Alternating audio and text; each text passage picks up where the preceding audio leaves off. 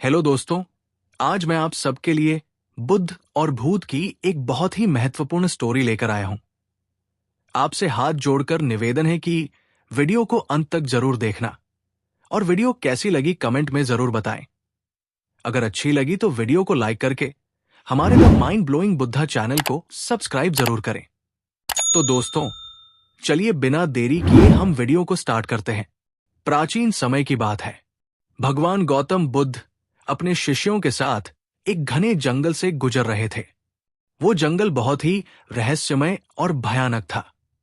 आसपास के गांवों में ये कहा जाता था कि जंगल में एक भयानक भूत रहता है जो यात्रियों को पकड़कर खा जाता है।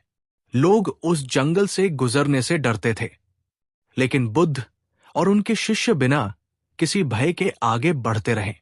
रास्ते में एक गांव आया जहां के लोग बुद्ध को देखकर बहुत खुश हुए और उनसे प्रार्थना की, भगवान, कृपया जंगल के रास्ते से मत जाइए। वहां एक खतरनाक भूत रहता है। उसने कई लोगों को मार दिया है।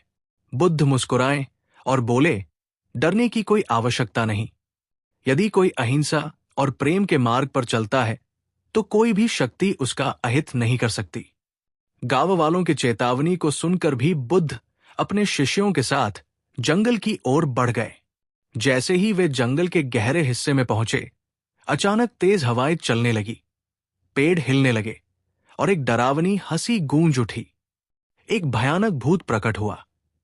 उसकी आंखें लाल थी, शरीर काला था और वो बहुत बड़ा और भयंकर दिखता था।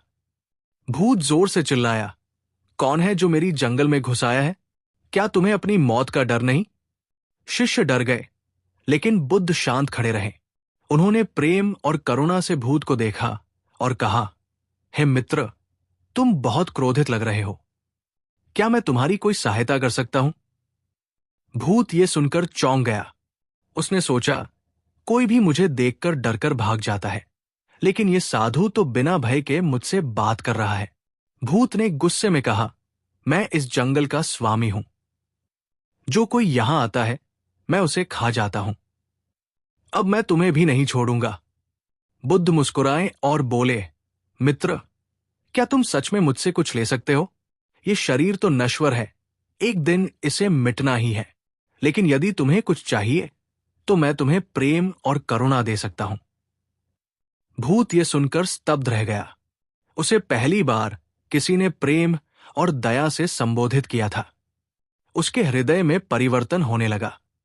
उसने रोते हुए बुद्ध के चरणों में सिर रख दिया और कहा, हे महामुनि, मैं एक पापी आत्मा हूं।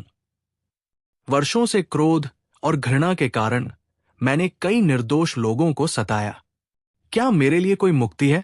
बुद्ध ने प्रेम पूर्वक कहा, हर प्राणी के भीतर अच्छाई होती है। यदि तुम अहिंसा, सत्य और करुणा के मार्ग पर चलोगे तो तुम भी मुक्त हो सकते हो। भूत ने बुद्ध से दीक्षा ली और जंगल छोड़कर एक शांत जीवन बिताने लगा। वो गांव वालों की सहायता करने लगा और ध्यान और साधना में लीन हो गया। धीरे धीरे लोग भी उससे डरना बंद कर दिए और उसे एक संत के रूप में देखने लगे। बुद्ध ने अपने शिष्यों से कहा, मनुष्य का स्वभाव चाहे कितना भी क्रूर क्यों न हो, प्रेम और करुणा से उसका हृदय बदल सकता है। जैसे अंधकार को प्रकाश मिटा देता है, वैसे ही घृणा को प्रेम नष्ट कर सकता है। ये सुनकर शिष्य भी आनंदित हुए और उन्होंने ये सीख ली कि सबसे बड़े शत्रु को भी प्रेम और करुणा से जीता जा सकता है।